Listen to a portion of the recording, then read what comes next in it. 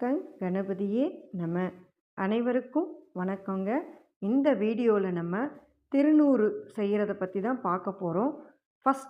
முதல் முறையாக நம்ம திருநூறு செய்ய போகிறோங்க. நாட்டு பசுமாடு, அதுவும் கண்ணு ஈனின பசுமாட்டு சாணம் வச்சு தான் நம்ம இந்த திருநூறை செய்ய போகிறோங்க. அதுக்கு தேவையான பொருள் என்னென்னு பார்த்தீங்கன்னா, நாட்டு மாட்டு சாணி முதல்ல அதுதாங்க வேணும். அதுக்கப்புறமா நமக்கு கோமயம், நாட்டு மாட்டு பசுனுடைய கோமயம். அதுக்கப்புறம் திருநூற்று பச்சிலை, இது வில்வ ஓடு. அப்புறம் நம்ம சிவனுக்கு அபிஷேகம் பண்ண தண்ணி.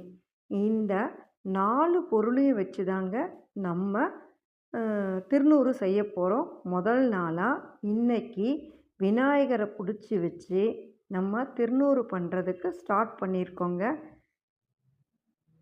எப்படி இருக்குது அப்படிங்கிறத கமெண்டில் பாருங்கள் எப்படி கலந்து எப்படி செய்கிறோன்னு பாருங்கள்.